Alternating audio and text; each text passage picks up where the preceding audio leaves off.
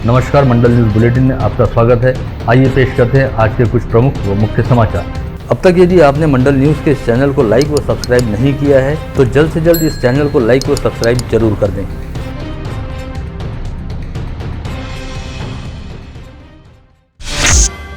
विगत मंगलवार 7 दिसंबर की शाम 6 बजे के आसपास राजापेट परिसर में रहने वाले श्रीकांत आकोड़े का 15 वर्षीय बेटा वैभव आकोड़े अचानक अपने घर से लापता हो गया था। पश्चात करीब 30 घंटे तक चली खोजबीन के बाद उसकी लाश जयराम नगर परिसर स्थित एक कुएं से बरामद हुई है। पुलिस द्वारा जताए गए प्राथमिक अनुमान के मुताबिक मंगलवार की शाम अपने घर से साइकिल लेकर निकला वैभव आकोड़े एक कटी पतंग को लूटने के लिए उसके पीछे भागा। इस समय उसकी निगाहें आसमान में लहरा रही पतंग पर थी और उसे नीचे जमीन पर बना कुआं दिखाई नहीं दिया, जिसकी वजह से वह सीधा कुएं में जा गिरा और डूब जाने की वजह से उसकी मौत हो गई। श्रीकांत के पिता की शिकायत पर राजापेट पुलिस ने गुमशुदगी का मामला दर्ज करते हुए वैभव की तलाश करनी शुरू की थी। इसी दौरान पुलिस को वैभव की साइकिल जयराम नगर परिसर स्थित एक घर के सामने खड़ी बरामद हुई। पश्चात पुलिस ने उस घर के आसपास पूरे परिसर में तलाशी लेनी शुरू की। तब परिसर में स्थित कुएं में वैभव की लाश गाद में फंसी हुई दिखाई दी। पश्चात लाश को बाहर निकालकर शिनाख्त करते हुए पोस्टमार्टम हेतु रवाना किया गया।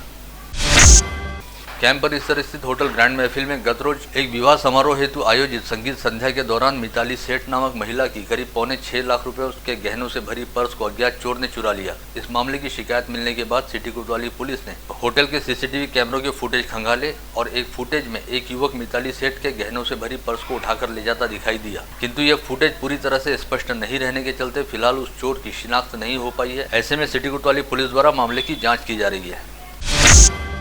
विगत दिनों बोहरागली परिसर निवासी एक व्यक्ति ने दावा किया था कि वह कभी कोविड संक्रमित नहीं हुआ, लेकिन इसके बावजूद उसके बैंक खाते में बीमा कंपनी द्वारा 2.5 लाख रुपए जमा कराए गए। इस मामले को बेहद गंभीरतापूर्वक लेते हुए शहर पुलिस आयुक्त डॉक्टर आरती सिंह ने इसकी जांच आर्थिक अपराध शाखा को सौंपी थी और आर्थिक अपराध शाखा ने श्रीकृष्णपेट स्थित निजी कोविड अस्पताल सहित निजी बीमा कंपनी को नोटिस जारी करते हुए इस मामले को लेकर जानकारी मांगी थी। ऐसे में आज श्रीकृष्णपेट स्थित अस्पताल के संचालक द्वारा बोहरागली परिसर निवासी व्यक्ति से संबंधित तमाम दस्तावेज आर्थिक अपराध शाखा को उपलब्ध कराए गए हैं। वहीं संबंधित बीमा कंपनी से पुलिस को अब तक कोई स्पष्टीकरण नहीं मिला है। इन दस्तावेजों के आधार पर आर्थिक अपराध शाखा पुलिस द्वारा अपनी जांच को आगे बढ़ाया जा रहा है। अमरावती संसदीय क्षेत्र की सांसद नवनीत राणा ने आज लोकसभा की कार्रवाई के दौरान शहर में स्थित संजय गांधी नगर व लुम्बिनी नगर झोपड़पट्टी परिसर वासियों की समस्या उठाते हुए वन विभाग की अड़ियल नीति को जमकर आड़े हाथ लिया और कहा कि वन विभाग की वजह से इन दोनों झोपड़पट्टियों में रहने वाले लोगों को पीआर कार्ड प्राप्त नहीं हो रहा। ऐसे में वे आवास योजना व घरकुल योजना के लाभ से वंचित हैं। इस समय सांसद नवनीत राणा ने वन विभाग पर हर विकास काम के बीच अपनी टांग अड़ाने का आरोप लगाते हुए कहा कि चिखलदरा क्षेत्र में एशिया का सबसे पहला स्काई वॉक बनाया जा रहा है, जो वन विभाग की जगह से काफी ऊंचाई से होकर गुजरेगा, लेकिन वन विभाग द्वारा इसमें भी अड़ंगा डालकर इस काम को रोक रखा गया है। महोदय, आपका बहुत बहुत धन्यवाद। हमारे क्षेत्र में एक संजय गांधी नगर और लुम्बिनी नगर है जो फॉरेस्ट के ही क्षेत्र में आता है, पर पिछले 70 से 80 साल से वहाँ पर 2 से 3 हज़ार लोगों की बस्ती है। वहाँ पर सरकार उन्हें ऑल्टरनेट जगह देने को फॉरेस्ट डिपार्टमेंट को तैयार है। सिर्फ अगर इनिशिएटिव लेके फॉरेस्ट डिपार्टमेंट में उस पर काम किया तो जल्द से जल्द उन्हें पीआर कार्ड मिलेगा और जितनी भी सरकारी योजनाएं हैं, घरकुल से लेके प्राइम मिनिस्टर पंतप्रधान आवास योजना, वो भी उनको उसकी सुविधाएं मिलेंगी। सर, फॉरेस्ट से और एक छोटा सा प्रश्न है मेरा, और फॉरेस्ट डिपार्टमेंट से स्काई वॉक, एशिया का 3rd single largest sky walk बन रहा है, उसका काम ऑलमोस्ट 80% काम हो भी चुका है चिखलदरा तालुके में। पर फॉरेस्ट के नोडल ऑफिसर जो हमारे नागपुर में बैठते हैं वो कहते हैं ये हमारे फॉरेस्ट से ऊपर जा रहा है। ऊपर जाने की वजह से उसकी बहुत सारी फॉर्मेलिटीज आपको पूरी करनी पड़ेंगी, पर सर उसमें 70% काम हो चुका है, सरकार के पैसे लग चुके हैं और वो बोलता है कि उसके ऊपर से आप स्काई वॉक लेके नहीं जा सकते, उसकी फॉर्मेलिटी पूरी कीजिए। फिर तो ऐसे जितनी भी फ्लाइट छूटती हैं उन्हें सबको बंद कर देना चाहिए। मैं आपसे विनंती करूंगी फॉरेस्ट डिपार्टमेंट से कि उसे जल्द से जल्द उसका काम पूर्ण किया जाए, कारण कि सरकार के पैसे लगे और वहां पे टूरिज्म बढ़ेगा। मेरे क्षेत्र के आदिवासी लोगों को वहां पर बहुत सारा रोजगार मिलेगा। सर, बहुत बहुत धन्यवाद। जिले के तिवसा निर्वाचन क्षेत्र अंतर्गत वाघोली गांव निवासी किसानों को न्याय दिलाने में जिला पालक मंत्री यशोमती ठाकुर के प्रयास सफल साबित हुए हैं और रतन इंडिया पावर प्लांट से निकलने वाली राख के चलते नुकसान प्रभावित किसानों को क्षतिपूर्ति मुआवजा प्राप्त हुआ है। इस प्लांट से निकलने वाली राख के कण आकर गिरने और फैलने की वजह से विगत 3 वर्षों से किसानों का काफी नुकसान हो रहा था और उनकी फसलें बर्बाद हो गई थी, जिसे लेकर किसानों द्वारा पालक मंत्री यशोमती ठाकुर से मिलकर कई बार अपनी शिकायतें दर्ज कराई गई थी। ऐसे में पालक मंत्री यशोमती ठाकुर ने इस पावर प्लांट के प्रबंधन से संपर्क साधते हुए इन किसानों को क्षतिपूर्ति नुकसान मुआवजा दिलवाया। इसके तहत 6 किसानों को करीब 3,08,000 रुपए का मुआवजा दिया गया। रतन इंडिया पॉवर प्लांट हे माझ्या मतदारसंघामध्ये नांदगाव पेठमध्ये आहे आणि त्या ठिकाणी ॲशेसमुळे भरपूर शेतकऱ्यांचं नुकसान होत होतं. काही वर्षापासून त्या शेतकऱ्यांना कम्पेन्सेशन मिळालेलं नव्हतं, पण आज त्यांना भरघोस कम्पेन्सेशन मिळालेलं आहे आणि याचा आनंदही आहे. आत्ताच त्याचं डिस्ट्रीब्युशनही या ठिकाणी आम्ही कंप्लीट केलं. राज्य सरकार की ओर से ओबीसी आरक्षण को लेकर जारी किए गए अध्यादेश पर सुप्रीम कोर्ट द्वारा स्थगिति दिए जाने के बाद राज्य निर्वाचन आयोग ने स्थानीय स्वायत्त निकायों में ओबीसी आरक्षित सीटों को छोड़कर अन्य सीटों पर चुनाव करवाए जाने का फैसला किया है, जिसे पूरी तरह से गलत फैसला बताते हुए पूर्व पालक मंत्री व विधायक प्रवीण पोटे पाटिल ने ओबीसी आरक्षण का मसला हल होने और सुप्रीम कोर्ट की ओर से इस पर अंतिम फैसला सुनाए जाने तक स्थानीय स्वायत्त निकायों के चुनाव स्थगित ही रखे जाने की मांग की है। साथ ही उन्होंने ओबीसी आरक्षण के मामले को लेकर पैदा हुए गतिरोध के लिए पूरी तरह से राज्य की महाविकास आघाड़ी सरकार को जिम्मेदार बताया है और महाविकास आघाड़ी सरकार को ओबीसी विरोधी करार दिया। पूर्व पालक मंत्री प्रवीण पोटे का कहना रहा कि यदि ओबीसी आरक्षित सीटों को छोड़कर ग्राम पंचायतों व नगर पंचायतों में चुनाव कराए जाते हैं तो नगराध्यक्ष व सरपंच पदों के चुनाव प्रभावित होंगे। साथ ही उन्होंने यह भी कहा कि राज्य की महाविकास आघाड़ी सरकार ओबीसी आरक्षण को लेकर ढुलमुल रवैया अपनाते हुए केवल टाइम पास करने की नीति पर चल रही है, जिसकी वजह से आज ओबीसी समाज को 27% राजनीतिक आरक्षण से वंचित रहना पड़ा है। स्थानीय मसानगंज स्थित पटवा चौक व गाड़गनगर परिसर स्थित पंचवटी चौक पर पूर्व जिला पालक मंत्री प्रवीण पोटे पाटिल के हाथों विविध विकास कामों का भूमि पूजन व लोकार्पण किया गया। इसके तहत विलासनगर मोरबाग प्रभाग के पार्षद राजेश साहू की वार्ड विकास और शिक्षा निधि अंतर्गत पटवा चौक में पूर्व पालक मंत्री प्रवीण पोटे के हाथों विविध विकास कामों का भूमि पूजन हुआ। इसके साथ ही पीडीएमसी प्रभाग की पार्षद सुरेखा लुंगारे द्वारा प्रस्तावित दादा दादी संवाद केंद्र का लोकार्पण करने के साथ ही पूर्व पालक मंत्री प्रवीण पोटे पाटिल ने पंचवटी चौक से कांतानगर की ओर जाने वाली सड़क के निर्माण कार्य का भूमि पूजन भी किया। इस समय महापौर चेतन गावंडे व भाजपा के शहराध्यक्ष किरण पातुरकर सहित भाजपा पार्षद व पदाधिकारी एवं संबंधित परिसरों के नागरिक बड़ी संख्या में उपस्थित थे। स्थानीय विधायक सुलभा खोड़के द्वारा विशेष अनुदान की निधि के अंतर्गत 30,52,000 रुपए की लागत से शेगांव परिसर में विकास कार्य पूरे किए जा रहे हैं, जिसके अंतर्गत 23,32,000 रुपए की निधि से देशमुख लॉन के पीछे शिवार्पण कॉलोनी में नाली का निर्माण किया गया और विश्व प्रभा कॉलोनी में 7,20,000 रुपए की निधि से रास्ते का निर्माण कार्य किया जा रहा है। दोनों विकास कामों का भूमि पूजन विधायक सुलभा खोड़के के हाथों किया गया। यदि अमरावती जिले में कोविड वायरस व उसके ओमिक्रॉन नामक वेरिएंट की वजह से कोविड संक्रमण की तीसरी लहर आती है तो उस पर नियंत्रण प्राप्त करने के लिए जिला प्रशासन व स्वास्थ्य महकमे द्वारा तमाम आवश्यक नियोजन को पूर्ण कर लिया गया है। इसके तहत सभी कोविड अस्पतालों में डॉक्टरों सहित बेड व ऑक्सीजन की उपलब्धता को तैयार किया गया है। साथ ही सभी तहसीलों में दवाइयों का पर्याप्त स्टॉक भी संग्रहित किया जा रहा है। ऐसी जानकारी जिला शल्य चिकित्सक कार्यालय द्वारा दी गई है। साथ ही बताया गया है कि इन सभी कामों के लिए 65 करोड़ रुपए की निधि को मंजूरी दी जा चुकी है।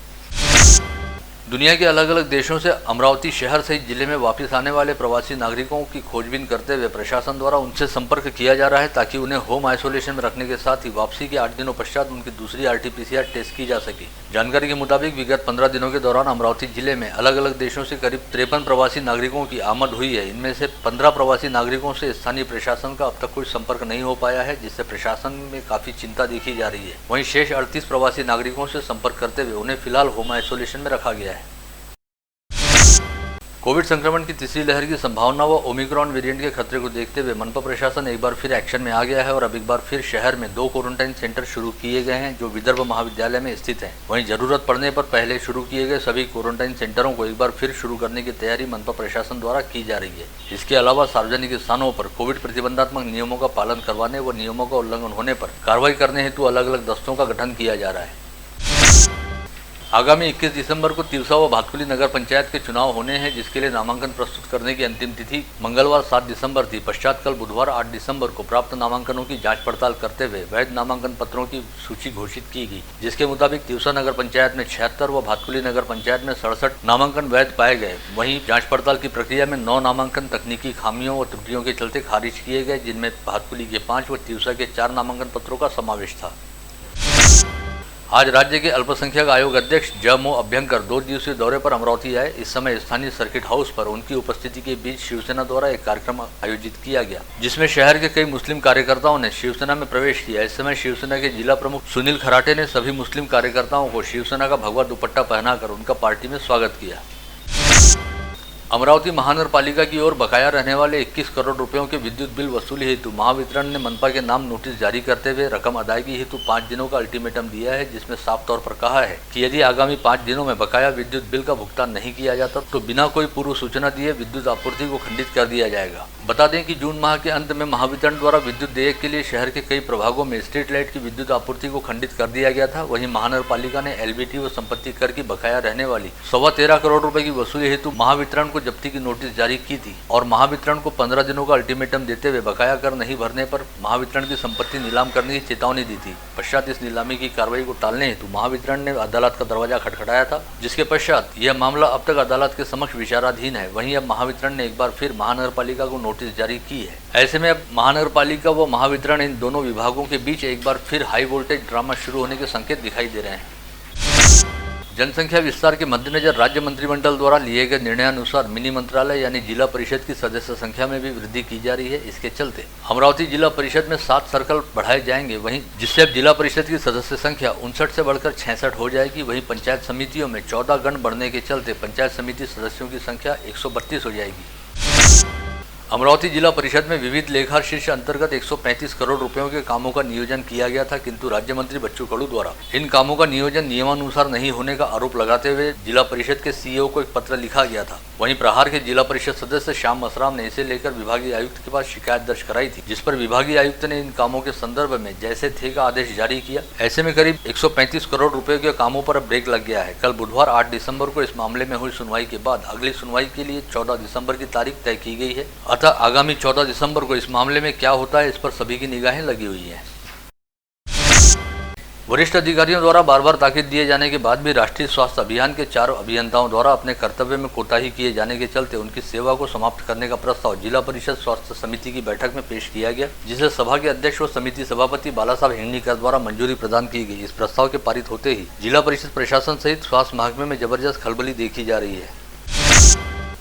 स्थानीय संत गाड़गे बाबा अमरावती विद्यापीठ की शीतकालीन परीक्षा आगामी 1 जनवरी से शुरू होने जा रही है, जिसके तहत विद्यापीठ से संलग्नित संभाग के विभिन्न महाविद्यालयों के करीब 3 लाख विद्यार्थी यह परीक्षा ऑनलाइन तरीके से देंगे। इस हेतु इस समय ऑनलाइन पद्धति से परीक्षा आवेदन स्वीकार करने की प्रक्रिया शुरू कर दी गई है, जिसके तहत अब तक करीब 1 लाख विद्यार्थियों के परीक्षा आवेदन विद्यापीठ को प्राप्त हो चुके हैं।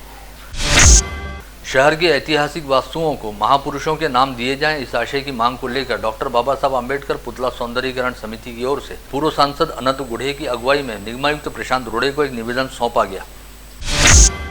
बहिरम यात्रा को पूर्ववत करने की मांग को लेकर भारतीय जनता पार्टी के ग्रामीण जिला उपाध्यक्ष प्रमोद सिंह जियालाल गडरेल ने जिलाधीश को एक निवेदन सौंपा और बहिरम यात्रा को पहले की तरह नियमित तौर पर शुरू करने की अनुमति दिए जाने के संदर्भ में मांग उठाई।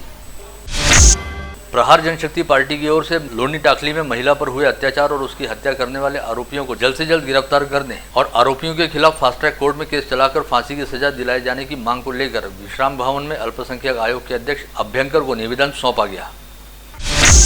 स्थानीय वसंत हॉल में गुरुवार को शहर पुलिस आयुक्त डॉक्टर आरती सिंह की उपस्थिति में आयुक्तालय के अधिकारियों व कर्मचारियों की एक बैठक ली गई। इस बैठक में शामिल अधिकारियों व कर्मचारियों ने अपनी समस्याएं पुलिस आयुक्त के सामने रखी, जिनके निराकरण का प्रयास किया गया। साथ ही पुलिस आयुक्त आरती सिंह ने पुलिस कर्मियों के पदोन्नति, वेतन निश्चिति, तबादला, मेडिकल बिल व अन्य विषयों से जुड़ी शिकायतों को निपटाने हेतु संबंधितों को आवश्यक दिशा निर्देश भी दिए। विगत 24 घंटे के दौरान जिले में एक व्यक्ति कोविड संक्रमित पाया गया, जो अमरावती शहर से वास्ता रखता है। इस समय जिले में कुल 11 एक्टिव पॉजिटिव मरीज हैं, जिनमें मनपा क्षेत्र के 10 तथा ग्रामीण क्षेत्र के 1 मरीज का समावेश है, जिनमें से 4 मरीज कोविड अस्पताल में भर्ती हैं। वहीं मनपा क्षेत्र में 6 तथा ग्रामीण क्षेत्र में 1 मरीज को होम आइसोलेशन में रखा गया है। पिछले 24 घंटे के दौरान जिले में 677 संदिग्धों के थ्रोट स्वैब सैंपलों की जांच की गई, जिसमें से 0.15% की टेस्ट रिपोर्ट पॉजिटिव आई है। वहीं इस समय कोविड संक्रमित मरीजों के कोविड मुक्त होने का प्रमाण 98.33% है। बीती शाम करीब 7:45 बजे अमरावती बस स्थानक से राज्य परिवहन निगम की एक बस मोर्शी जाने हेतु करीब 40 यात्रियों को लेकर रवाना हुई, लेकिन यह बस जैसे ही वेलकम पॉइंट से थोड़ा आगे पहुंची तो कुछ अज्ञात युवकों ने इस बस के अगले हिस्से पर पथराव करना शुरू किया। ऐसे में बस चालक ने अपनी बस को रोक दिया, किंतु पत्थरबाजी करने वाले युवक कहीं दिखाई नहीं दिए। इस पथराव में बस के अगले हिस्से का कांच टूट गया, जिसके बाद बस चालक तुरंत अपनी बस लेकर गाड़गेनगर पुलिस थाने पहुंचा, जहां पर शिकायत दर्ज कराने के साथ ही परिवहन निगम के वरिष्ठ अधिकारियों को इस मामले की जानकारी दी गई। गाड़गेनगर पुलिस ने अज्ञात आरोपियों के खिलाफ अपराध दर्ज किया है। शहर पुलिस आयुक्तालय की साइबर पुलिस ने ऑनलाइन धोखाधड़ी के शिकार व्यक्ति के बैंक खाते से निकाली गई 86,302 रुपए की रकम 12 घंटे के भीतर शिकायतकर्ता को वापस लौटा कर दी है। भातकुली रोड स्थित धर्मराज कॉलोनी निवासी वीरपाल सिंह राजपूत के मोबाइल पर 7 दिसंबर को फ्लिपकार्ट से 86,302 रुपए की कटौती का मैसेज आया था, जबकि उन्होंने फ्लिपकार्ट से इतनी बड़ी खरीदी भी नहीं की थी। ऐसे में मामले की शिकायत तुरंत साइबर पुलिस को दी गई और साइबर पुलिस ने कार्रवाई करते हुए शिकायतकर्ता को उसकी रकम वापस लौटाई। स्थानीय अपराध शाखा की टीम ने बुधवार को बस स्टॉप परिसर से एक दुपहिया चोर को हिरासत में लिया। साथ ही उसके पास से चोरी की दुपहिया सहित 40,000 रुपए का माल बरामद किया गया। हिरासत में लिए गए आरोपी का नाम कारंजालाट तहसील के ढंगारपुरा निवासी अब्दुल नईम अब्दुल मन्नान बताया गया है। वलगांव पुलिस थाना क्षेत्र में आने वाले टेम्भा गांव निवासी 55 वर्षीय किसान रविंद्र ठाकरे ने खेत में जाकर आम के पेड़ पर रस्सी बांधकर आत्महत्या कर ली। वलगांव पुलिस द्वारा मामले की जांच की जा रही है।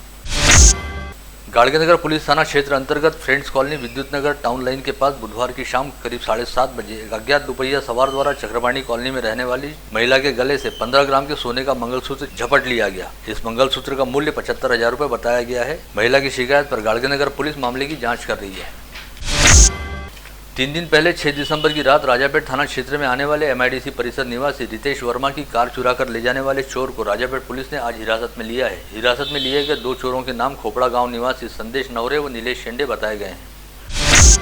पुलिस आयुक्त की विशेष पथक ने बुधवार को नांदगांवपेट पुलिस थाना क्षेत्र के राहटगांव चौकी के पास चलाए जा रहे वर्ली जुए अड्डे पर छापामार कार्रवाई की। इस कार्रवाई के दौरान पुलिस ने 11 जुआरियों को हिरासत में लेकर उनके पास से 53,000 रुपए का माल बरामद किया। ग्रामीण अपराध शाखा की टीम ने लालखड़ी रोड के मुजफ्फरपुरा परिसर में गुरुवार को छापामार कार्रवाई करते हुए वाहनों में घरेलू गैस सिलेंडर की रिफिलिंग करने वाले युवक को हिरासत में लिया। हिरासत में लिए गए युवक का नाम अब्दुल मोइन अब्दुल हसन बताया गया है।